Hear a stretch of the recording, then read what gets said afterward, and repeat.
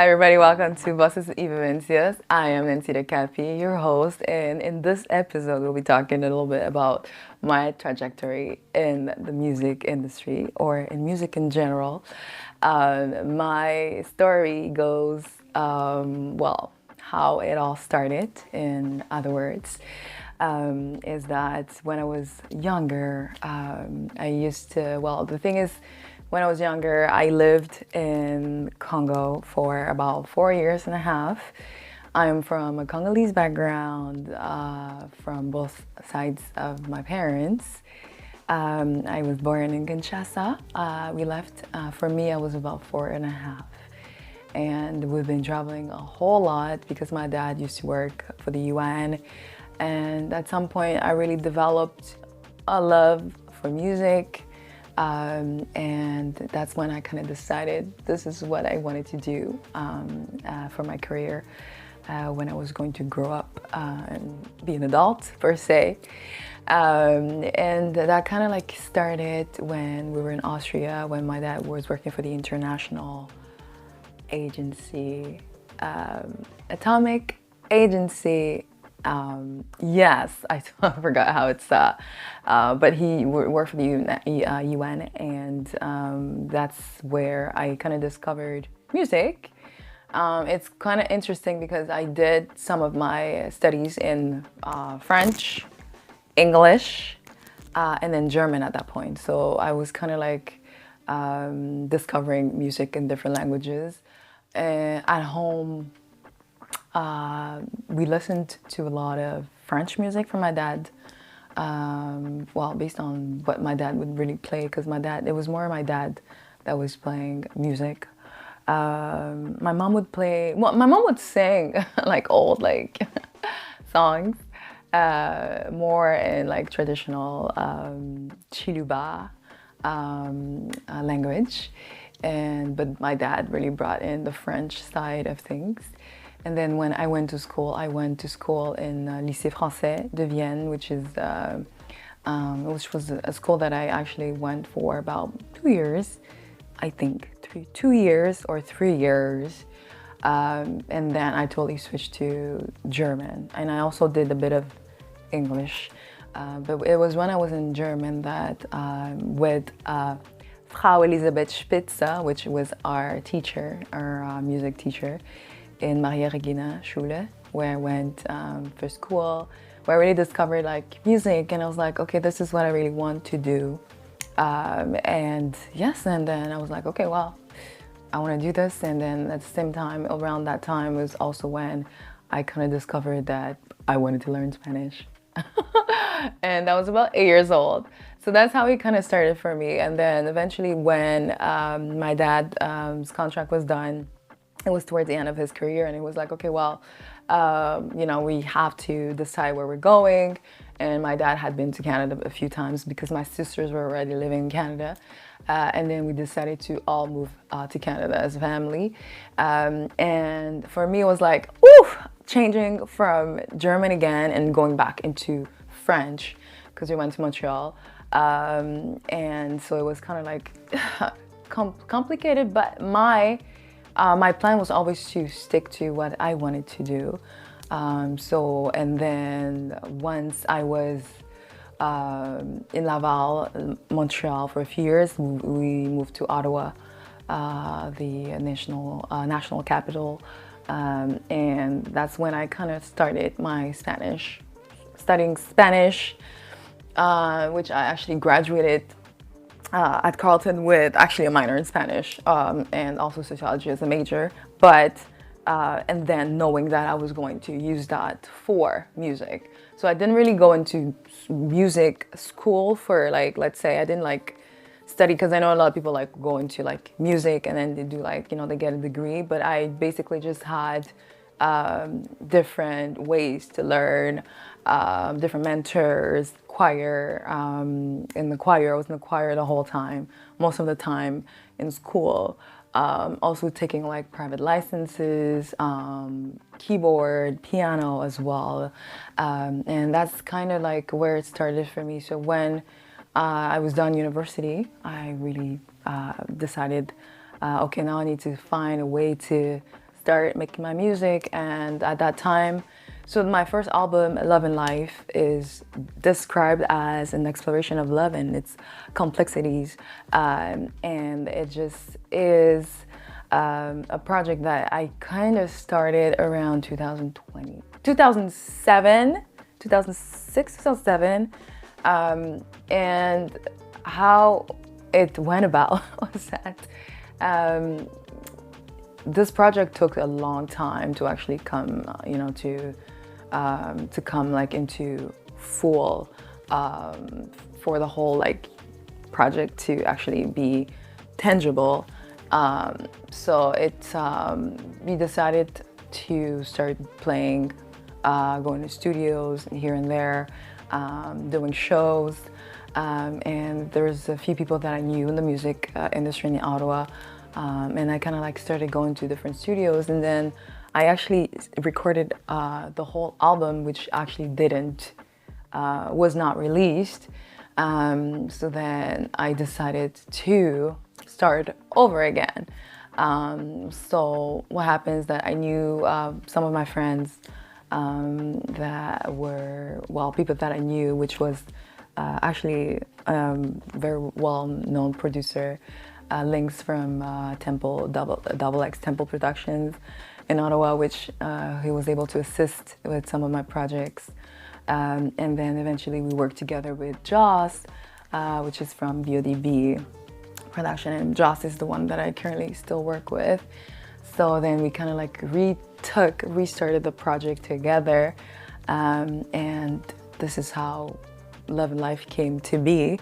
We kind of like remixed, remastered, recreated new songs, and took maybe like 2 songs from the old album that I had recorded, and we kind of like started the whole project again.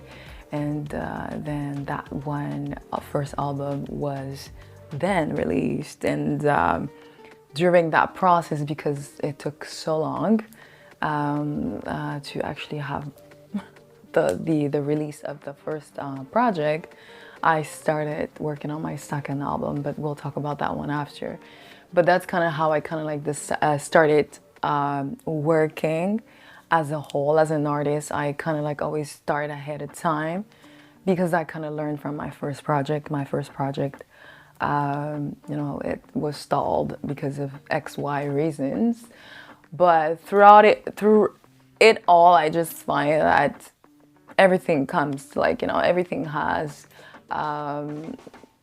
like sometimes when a project doesn't, happen right away, maybe you need extra time to work on other things before you can finalize the project, and it takes time, and sometimes you just need to take that time if you're waiting for something to work on something else and to get on to the next. So that's kind of like the story on how I kind of started music and why, and also like my background because I know so many languages. Again, the French, English, Spanish, and a little bit of German. German, honestly, I'm trying to not forget it. I try to integrate it in the things that I do, because the more that you speak a language, the more that you are able to keep it. If you don't practice, then you're losing it. So that's kind of what happened with my German. I'm still in contact with a few people, like my childhood best friend. We still try to talk, but mainly in English. But I try to like throw in some German words here and there, to just keep that alive. And I also try to add that in some of the things that I do. So you will notice that most of my songs kind of have always like a blend, a mix of different languages, because it represents me and the cultures that I carry with me as a whole. And that's also where the background about the Spanish comes from, because sometimes people are very, very curious. Where are you from? Are you Colombian? Are you Dominican? What are you? So that's where it all comes from. And Love and Life was then released in 2013, actually. From 2007 to 2013, that's when it was finalized and released on all platforms, because that's the trajectory for me when it came to my first album, and it allowed me to learn so many things. Who do I want to work with? What kind of music that I want to do? It helped me grow as a person, as an artist, and to always be grateful for the story, the journey that you're a part of. And it also enables me to mentor to other people when they have questions about certain things, and just to give advice if required, if needed of me. This is something that I'm very proud of. The first project that came to be, and then I was ready for the next one. And this is the story of Nancita Kapi and love and life. And that's a story that I wanted to share in this episode. And also to remember, for me, it's a reminder to remember where you come from, and to remember your dreams, and to always keep pushing and working, and not to compare your, let's say, per se, journey to somebody else, because my journey has been different than everybody else's journey.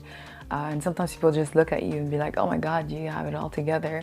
And it's so funny because you don't see yourself, because sometimes people are like, oh my God, you're doing this. It's just that sometimes I'm like, it's my dream. That's what I wanted to do. So I might as well work on it. I might as well do it. I might as well do music, and just be grateful for it, the opportunities that I've had to even tour in different countries for that reason. And so basically we'll go into advice or word of wisdom. I know that currently in the news, a specific news that I know that that was shared for artists currently, there is this new licensing agreement for artists that are on Spotify, or people that are using Spotify. Spotify is a great way to share your music as an artist for streaming purposes. There's different ways, for you to reach your audiences and for people to learn more about your music. And there's a new agreement right now with premium users of Spotify, so that can be anybody that's on premium, where they're allowed to actually remix or create AI generated content. That can be covers, that can be music tracks for artists that are with Universal Music Group, UMG, basically. So now I find that anybody can use AI for different things. AI is not my favorite, but this is a way for artists to maybe do a cover, maybe do a remix of a song that you like of an artist, and it also contributes towards their revenue, because with that new agreement is that, for example, if you do a cover for XYZ artist that you like, that's through AI using, I don't know, Sumo, I don't know, I don't use any of those. But anybody has access to those tracks right now, well, access to those platforms. So that's a way that you can maybe create something for yourself, but also generate revenue for your favorite artist. So that's kind of something that I wanted to kind of share, maybe information slash advice to kind of do music in a way that's authentic for me. I find I don't want to go much into it, but I find that sometimes the AI kind of takes away that originality and authenticity that you have as a creator. Again, you can use different tools for different reasons. If you need to tune up something, if you needed to edit some lyrics or something, but if that's all you used, and I just find it kind of removes that originality, and everybody starts sounding the same, all the songs sound the same. But so, word of advice, use AI very, very cautiously, and it's a new way for you to use it, and also generate revenue for your artists. And as for myself, I will leave you with that, and we shall see you in the next episode.